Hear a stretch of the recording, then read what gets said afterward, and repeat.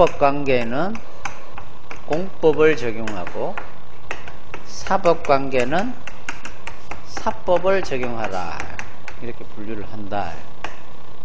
근데 우리 실제 공법관계인데도 이 공법이란 게 앞에서도 봤지만 헌법, 법률, 명령, 조례, 규칙 이런 게 있지만 단일 법전이 없죠. 우리는 그 다음에 총칙 규정 이런 게 없어요. 총칙이란 건 일반적인 규정을 만들어 두는 거야. 이런 규정이 없기 때문에 모든 공법적인 관계를 다 법률로 완벽하게 만들 수가 없어요. 그래서 우리 공법 규정은 흠결이 많습니다. 조문만 많았지 아리까리한 영역이 참 많아요. 흠결이 많아. 자, 이때 어떻게 할 거냐 이 말이죠. 자, 첫째, 공법 관계니까 유사한 공법을 찾아보자 이 말이에요. 유사한 공법. 그 공법을 찾아서 비슷한 게 있으면 그걸 유추해서 적용시키면 된다. 근데 문제는 유사한 공법 규정도 없는 경우가 있더라. 유사한 공법 규정도 없어. 자, 이때는 이제 할 수 없이 사법밖에 없는데 이 사법에 있는 조문들을 유추해서 적용할 수 있겠느냐, 이게 이제 문제가 생기는 거죠. 자, 여기에 대해서 영미는 어떻게 해결할까요? 영미는 공법관계와 사법관계 자체를 구별할 필요가 없어요. 저기는 그냥 공법이든 사법이든 그냥 어떤 법이 있으면 그대로 여기도 적용하고 저기도 적용하면 돼. 따라서 여기는 이런 논의를 할 필요가 없는 거야. 논의를 할 필요가 없어요. 공사법을 구별하지 않으니까 이런 얘기 자체를 할 필요가 없다고. 근데 이제 대륙법계는 문제가 생기는 거죠. 자, 여기에 대해서 독일은 어떤 학자들은 에이, 공법관계도 무조건 적용해버리면 되지 뭐 이런 사람도 있고요. 아니다. 공법하고 사법은 엄격하게 구별되는데 절대 적용하면 안 돼. 이런 사람도 있고. 자, 어떤 사람들은 유추해서 일부를 적용해보자. 이게 지금 오늘날의 통설 판례입니다. 어떻게 되냐면 공법관계는 두 개로 나눠지죠. 권력적인 관계가 있고 비권력적인 관계가 있다. 관리관계라고 해도 되고, 또 사법 규정은 법의 원리를 규정하는 게 있고 아주 기술적인 규정들이 있습니다. 한편으로는 사인과 사인의 이해를 조절하는 규정들이 있어요. 민법을 가보면. 자, 이걸 이제 이렇게 나누는 거야. 이렇게.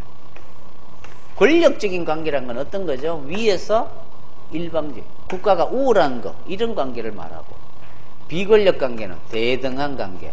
사법은 원칙적으로 대등한 관계잖아요. 그러니까 이런 관계인데 법의 원리나 기술, 날짜를 계산하는 방법 이런 것들은 공법적인 경우에도 날짜를 계산하는 방법이 있을 것이고 사법 관계도 날짜 계산하는 방법이 있을 거 아니에요. 자, 이 날짜 계산하는 방법, 신의 성실의 원칙, 권리 남용 금지 원칙 이런 것들은 당연히 권력적인 거에도 필요하더라 이 말이에요. 그래서 이거는 적용해도 되겠다. 비권력적으로 당연히 적용해도 되고. 근데 문제는 요거다 이거죠. 사인과 사인의 대등한 관계의 이해를 조절하는, 예를 들면 하자 담보 책임 이런 것들, 도급인이 수급인한테 내가 건물을 좀 지어줘라고 일을 맡긴 거예요. 근데 임마가 이제 집을 다 완성하고 나한테 넘겨요. 돈 10억을 줬어요. 근데 2개월도 안 돼서 물이 새고 막 벽에 습기가 차기 시작합니다. 하자가 생긴 거죠. 자, 사인과 사인 사이에 이해를 조절하는 규정. 계약서에 1년 이내에 이런 하자가 발생하면 당연히 그 건설업자가 다 수리해 주기로 한다는 약정이 있으면 그걸로 가면 돼. 근데 그런 약정을 안 두면 어떻게 된다고? 이제 다툼이 생길 거고 법원으로 가겠죠. 그럼 법원은 뭐 할까요? 계약서에 있는지 보는 거야. 근데 계약서에 그런 게 없어요. 그러면 어떻게 간다?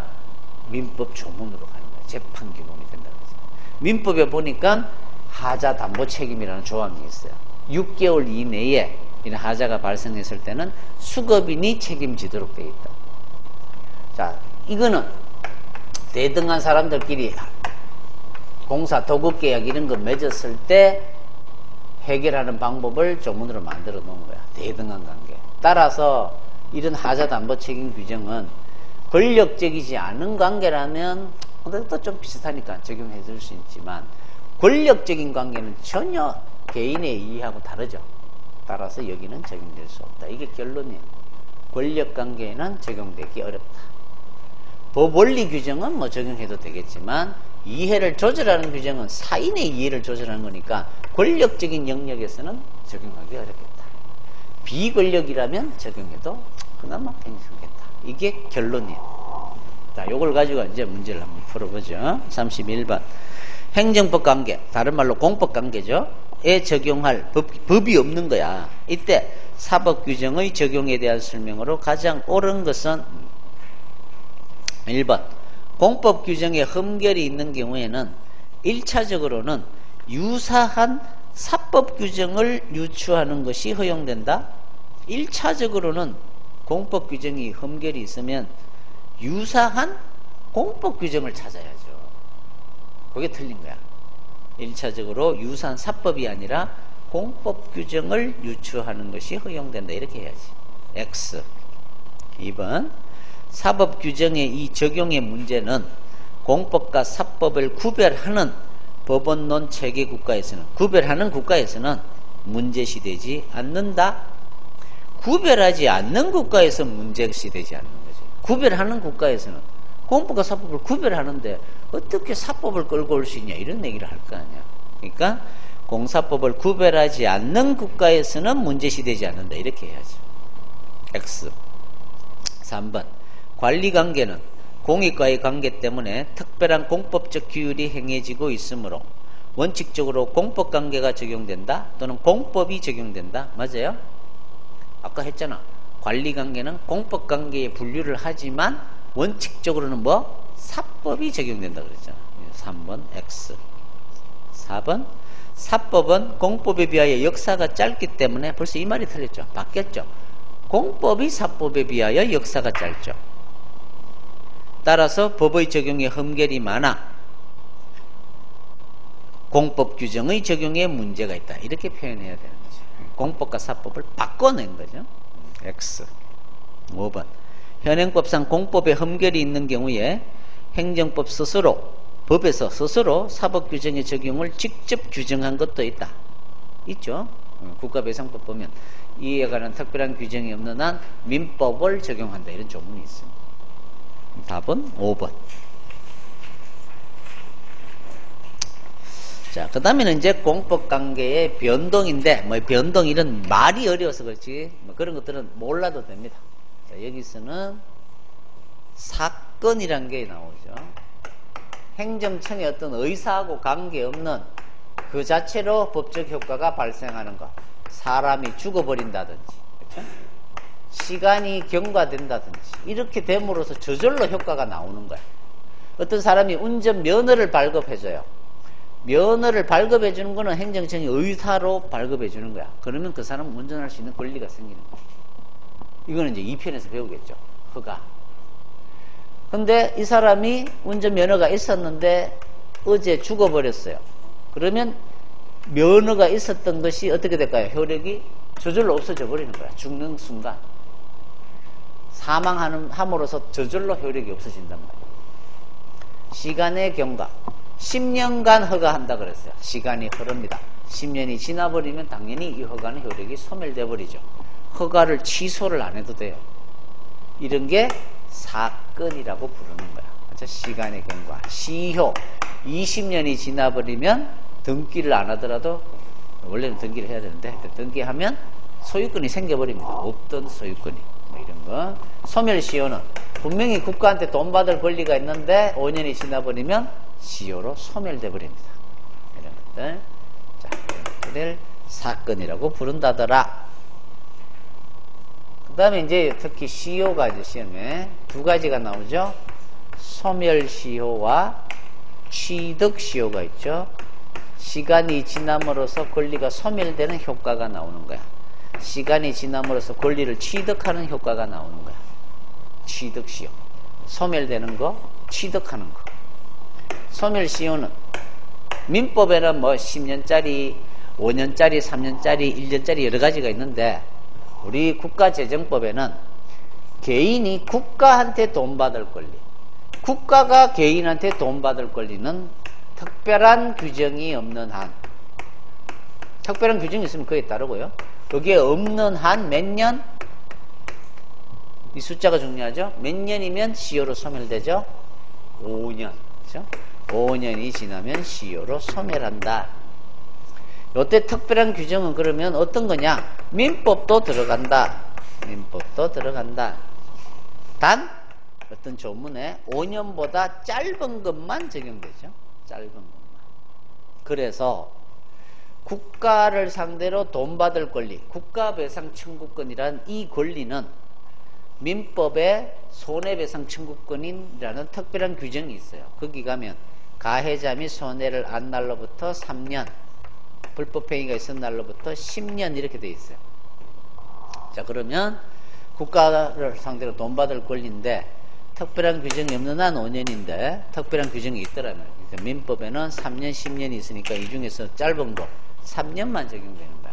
따라서 국가배상 청구권은 가해자 및 손해를 안 날로부터 3년이 지나버리면 시효로 소멸돼 버립니다. 그 대신 몰랐다면 5년이 지나면 시효로 소멸합니다. 10년 안 기다리고 5년 만에 소멸돼 버린다. 왜? 국가한테 돈 받을 권리니까. 개인한테 손해배상 청구권은 10년이 지나야 소멸되는데. 그렇죠? 그래서 여러분들은 국가배상 청구권은 5년이라는 숫자가 제일 중요하고 그 다음에 민법도 포함된다. 그거보다 짧은 것만 들어간다. 그래서 3년, 5년 국가배상 청구권 기억해 두면 되죠.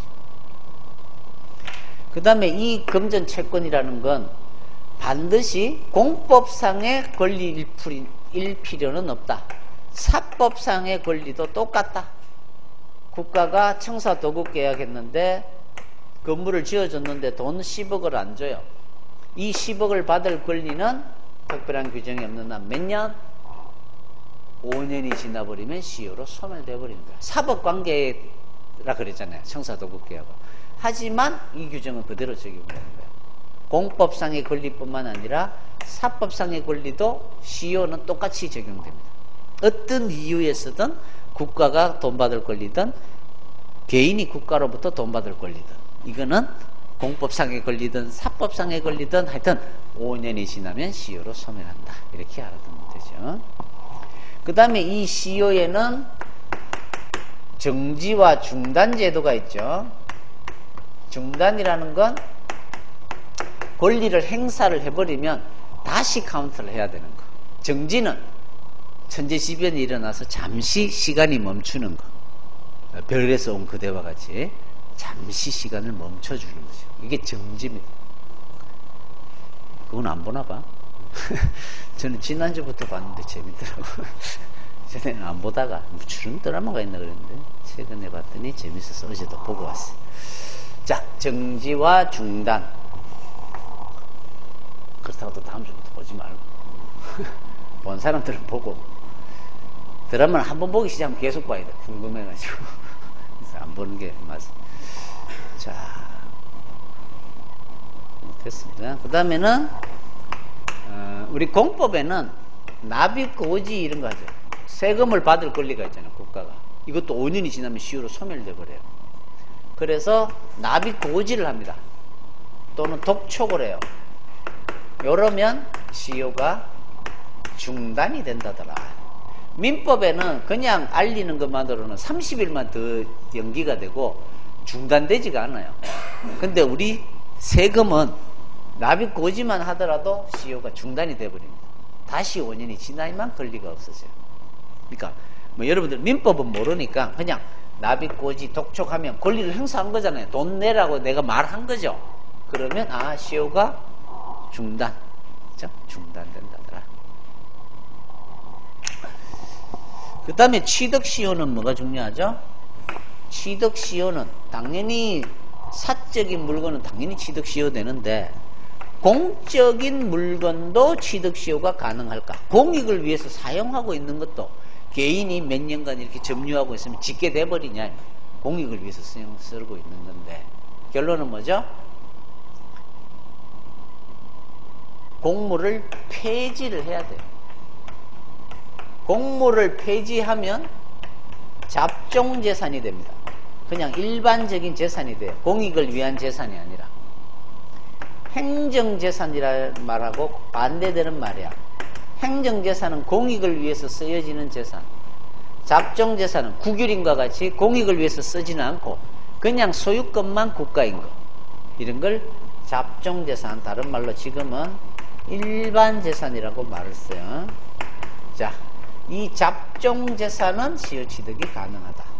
행정재산은 행정재산을 공물을 폐지하면 이제 잡종재산이 되는데 이 작업이 필요한 거예요. 이걸 해야만 잡종재산이 되고 그래야 시효가 가능하다. 취득이. 요거는 불가능하다. 그 대신 요걸로 바꾸는 거는 명시적으로 폐지해도 되고 묵시적으로 폐지해도 되는 거예요. 단 묵시적 폐지는 단순히 공적으로 이용만 안 하는 것만으로는 묵시적 폐지라고는 안 봐주더라. 여기까지는 알아요. 조금 어려운데 강론에서 배우는 거지만 혹시 몰라서 여기까지도 해야 돼. 자, 행정재산은 공적인 재산이니까 시효취득이 안 돼요. 잡종재산이면 가능합니다. 이게 된다. 이게 제일 중요하고 옛날에는 이것도 안 된다고 돼 있어요. 이건 됩니다. 이제는. 그리고 요 재산이 되려면 시효취득이 되려면 폐지를 해야 돼. 공물로. 근데 요 폐지는 명시적이든 묵시적이든 다 된다. 하지만 우리 행정법에서 명시적만 되고 묵시적은 안 되는 건 없어요. 그러니까 명시적, 묵시적 다 된다. 적어도 묵시적인 폐지라도 되려면 단순히 이용만 하는 것만으로는 안 된다. 이렇게 기억하고 있습니다. 보죠. 32번. 공법상의 시효에 대한 설명 중 가장 옳지 않은 것은 1번. 다른 법률의 규정에도 불구하고 공법상의 채권의 소멸시효는 5년이다. 맞아요? 다른 법률의 규정에도 불구하고 이 말은 뭐예요? 다른 법률에 뭐가 있든 무조건 5년이다 이런 뜻이잖아. 그래요? 아니잖아. 특별한 규정이 없는 한 5년이다 이렇게 해야지. 그래서 1번이 틀린 거야 말이. 2번. 시효의 중단과 정지에 대해서는 다른 법에서 특별한 규정이 없는 한 민법의 규정이 준용된다. 그렇겠죠. 민법에 시효제도가 있는데 그걸 그대로 끌고 오면 된다. 3번. 아까 했죠. 지자체의 납입, 고지, 독촉 이런 거는 시효가 중단되는 효력이 있다. 왜? 권리를 행사했으니까 이렇게 기억하면 된다 그랬고. 4번. 취득시효의 이념은 행정상 법률관계에도 적용이 되고 국가 등이 사인 소유의 물건을 시효 취득하는 것도 가능하다. 국가도 시효 취득하면 됩니다. 국가라고 하는 놈이 개인의 재산을 시효 취득한다. 왠지 안 될 것도 같지만 당연히 그 정도의 20년간 이렇게 국가가 점유하고 있으면 국가께 됩니다. 구별할 필요 없어요. 5번. 국유의 잡종재산, 다른 말로 일반재산은 사인에 의한 시효 취득이 인정된다. 행정재산은 시효 취득이 안 된다. 되려면 잡종재산으로 바꿔야 된다. 그 바꾸는 방법은 폐지를 해야 된다. 그 폐지하는 방법은 묵시적 폐지도 된다. 그렇죠? 여기까지.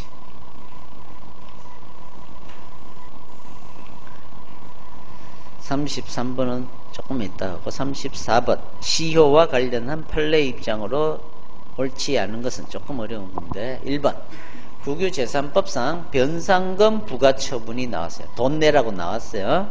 그래서 이 사람이 억울하다. 내가 왜 변상금을 내야 되느냐. 취소소송을 제기했어요. 자, 그러면 취소소송이 진행되는 동안에도 계속 지금 소송을 하고 있어요. 그런 경우에도 한번 부과하고 나서 또 5년 동안 부과 안 하면 없어지거든요. 그러면 이 카운트가 계속 가느냐 이 말이에요. 소멸시효가 진행되느냐 이 말이에요. 진행된다 이 말이에요. 그러니까 소송이 진행되더라도 국가 입장에서는 어때요? 또 내라 독촉을 해야 돼요. 안 하면 안 돼. 그렇죠? 5년이 지나면 없어진다 이 말이에요. 2번 법령 규정에 의한 납입고지에 의한 시효 중단의 효력은 납입고지에 의한 부가처분이 취소가 되면 상실된다. 이것도 좀 어려운 판례지만 납입을 고지했단 말은 뭐예요? 내가 세금을 받을 권리가 있는데 돈 내라 라고 한 거죠. 그러면 권리를 행사했으니까 이제 시효는 중단이 되죠. 그랬는데 그 납입고지에 의한 부가처분이 취소가 돼버렸어요. 그러면 시효가 중단된 것도 같이 상실되느냐 이 말이에요. 아니다 이 말이에요. 왜? 한 번 납입고지했으면 권리를 행사한 거야. 권리를 행사했다는 사실이 없어지지는 않잖아요. 그러니까 그대로 상실되지 않는다 해야 되는 거야. 자, 1번, 2번은 조금 어려운 판례지만 시험에 한 두세 번 나왔기 때문에 기억을 해둬야 됩니다. 진짜 안 외워진다 뭔 말인지 그럼 마지막에 외워야 되는 거예요. 조금 어렵지만 그렇죠? 잘 안 되면 빨간 거 붙여놓고 시험 전날 보면 되지. 그렇죠? 3번 답은 2번이고 3번 사법상 원인에 의한 국가채권에 관계없다 그랬죠. 사법이든 국가채권의 경우에 납입고지에 있어 민법상 최고보다 더 강한 시효 중단의 효력을 인정하는 것은 사법은 몰랐는데 하여튼 사법은 시효 중단이 안 되거든요. 하지만 우리 국가채권은 납입고지만 해도 중단된다 그래서 자 이런 걸 가지고 우리가 평등권을 침해하지 않는다고 봅니다. 그렇게 봅니다. 적법하다고 그렇게 된다 그랬죠.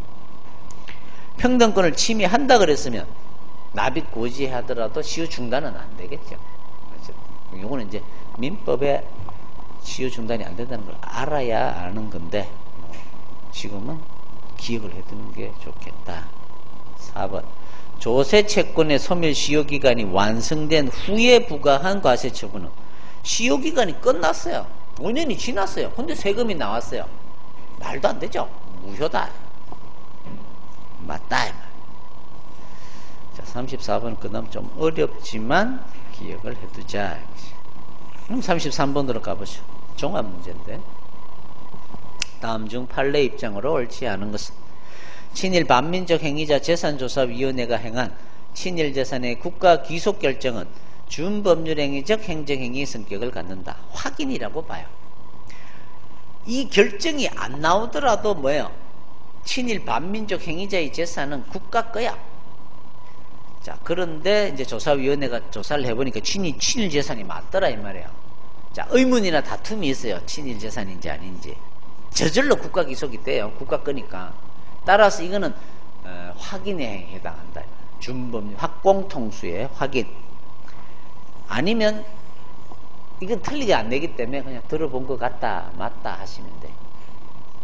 2번 나중에 확공통수할 때 행정행위에서 나오는 판례죠. 2번 헌재가 법률의 위헌 여부를 판단하기 위해서 한 법률 해석은 대법원이나 각급 법원이 구속되는 건 아니다 그래요. 법원은 이 법률을 해석은 이렇게 하고 저렇게 하는 건 법원이 할 일이라고 봐요. 헌재 네가 왜 그렇게 해석하는 한 이런 말을 하느냐 이 말이에요. 그거는 참고만 할게. 우리는 싸웁니다. 대법원하고 헌재가. 그래서 법률 해석이란 말이 나오면 법원의 정권이야. 근데 헌재 네가 한 해석을 우리가 구속될 필요 없다고 보는 거야. 헌법 문제지만 기출이 됐기 때문에 기억을 해두고. 맞아요. 3번 개발제한구역 중 일부 칠학을 개발제한구역에서 해제해줬대요. 그런 도시관리계획 변경이 나왔네요. 근데 내 땅이 누락이 됐어요. 해제가 안 된 거야. 위 결정의 취소를 구할 법률상 이익이 없다야. 자, 그린벨트죠. 개발제한구역이란 게. 개발제한구역이 지정된 사람들은 땅값도 떨어지고요. 잘 팔리지도 않아요. 자, 이런 경우에 손실보상을 청구하면 수인해야 된다고 해서 손실보상도 안 해줍니다. 또 이와 같이 개발계획 그린벨트가 해제가 됐는데 내 땅은 해제가 안 되는 거야. 바로 옆에까지만 되고. 왜 나는 안 해줘? 소송 제기할 수 없다. 그러니까 결국은 지금은 그린벨트 지역 내에 있는 사람들은 다툴 방법이 없어요. 이것도 안 돼. 손실보상도 안 돼. 암기야 암기. 원고 적격이 인정 안 됩니다. 소송 제기하면 각하예요. 계획이 우리가 알아서 할 일이다. 네가 뭐 소송 제기냐? 각하 이렇게 됩니다. 그래서 3번이 답이다. X. 4번 신뢰보호죠. 개발이익 환수에 관한 법률에서 정한 개발사업을 시행하기 전에 행정청이 민원 내비 심사를 하면서 저촉사항 없음이라고 말해줬더라. 기재를 해줬어요. 자, 이거는 쉽게 풀면 민원이란 말이 들어가면 공적견해 표명이라고 안 본다더라. 이 정도 가지고는 공적견해 표명이 아니라더라. 보기 어렵다. 맞네. 민원 상담 공무원한테 뭐 안내를 뭐 받았다 이런 것도 다 안 되죠. 민원은 공적견해 표명이라고 안 되더라.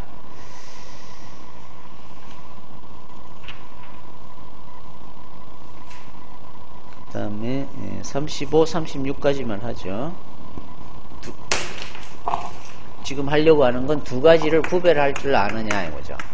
사무관리하고 부당이득을 구별할 줄 아느냐. 사무관리는 뭐죠?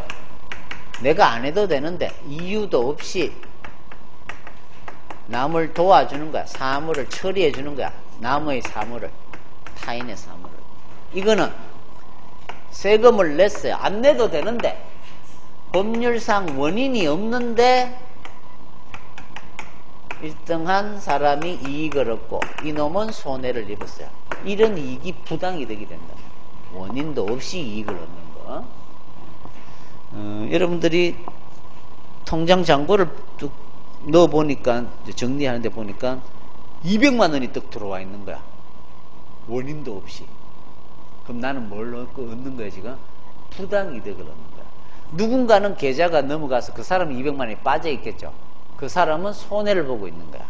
그러면 그 사람은 나한테 뭘 할 수 있죠? 부당이득 반환을 청구할 수 있는 거야. 부당이득 반환. 내가 집을 샀어요. 돈을 줬어요. 근데 이마가 나를 사기를 친 거야. 그래서 이 계약을 취소해버렸어요. 그리고는 등기 넘겨주고, 자, 지금 현재 상태. 계약이 취소 없어졌으니까 지금 돈 준 이 돈은 인마는 원인도 없이 이득을 얻고 있고 나는 손해를 보고 있다. 부당이득 반환해야 됩니다. 이런 게 부당이득. 이거는 남의 사무를 도와주는 거야. 국가가 행여병자를 보호해주고, 그렇죠? 천재지변 이런 거 일어났을 때 사람을 구조해주고 도와주는 거, 이런 걸 사무관리라고 생각하시면 된다. 36번 오른쪽 먼저. 다음 중 공법상 부당이득에 속하지 않은 것은 군수의 행여병자 보호. 이건 뭐야? 이거죠. 사무관리지. 무효인 세금, 무효인 과세야. 돈 안 내도 되는 거 효력이 없어요. 근데 세금을 냈네요. 돌려받아야죠. 착오로 사유지가 도로로 편입이 됐어요. 그러면 지금 현재 도로로 사용하고 있을 거 아니야. 그러면 국가는 어떤 이익을 누리고 있나요? 원인도 없이. 임대료도 안 주고 있잖아. 돈을, 그 땅을 공짜로 쓰고 있죠. 도로로. 그러니까 임대료 상당히 돈을 부당이득 반환해야 됩니다. 공무원이 봉급을 너무 많이 받았어요. 돌려줘야죠. 국유지를 무단으로 점령하고 있습니다. 점령료 줘야죠. 공짜로 쓰면 안 되죠. 원인도 없이. 사무관리와 구별할 줄 알면 돼요. 자, 왼쪽에 35번. 무효인 법령에 근거한 조세 부과처분에 따라 조세를 납부한 경우의 법률관계 가장 옳지 않은 것은 1번. 이러한 조세 부과처분은 당연 무효다. 무효라고 볼 수도 있고 취소사유라고 볼 수 있는데 이거는 완전히 무효인, 말도 안 되는 법령에 근거한 세금을 때린 거니까 무효라고 본다. 일단은 맞는 것 같다. 3번. 따라서 공법상 부당이득의 문제가 발생한다. 그렇죠? 무효면 부당이득 문제가 생길 수 있죠. 4번. 공법상 부당이득 반환 청구권의 성질은, 이게 중요하죠.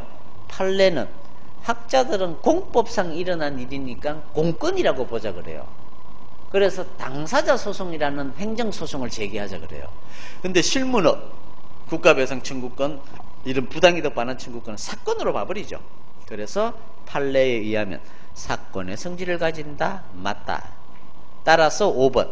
공법상 부당이득 반환 청구, 공법상 부당이득이지만 판례는 민사사건으로 다루고 있습니다. 다 맞네요. 그러면 2번. 민사소송에서 조세 부과처분이 무효임을 전제로 심판하기 위해서는 행정소송에서 무효임이 확인되어야 하나요? 아니죠. 무효임은 공정력하고 관계없기 때문에 무효임은 판단할 수 있는 거야. 그냥 부당이득 반환 청구 소송 제기하면 무효일 때는 민사법원이 무효네? 반환해. 바로 판결해 줄 수 있다는 거야. 취소 사유일 때는 행정법원에서의 취소가 있어야 판단할 수 있는 겁니다. 그렇죠? 그래서 답은 2번.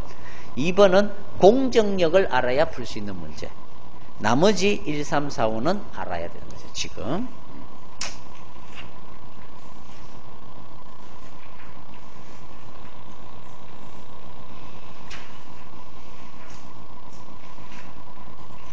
자, 그 다음에는 이제 사인의 공법행위인데, 요거는 이제 신고나 뭐 신청 이런 걸 좀 해야 되는데, 다음 주에 하도록 하고, 다음 주는 어디까지 해야 되냐면,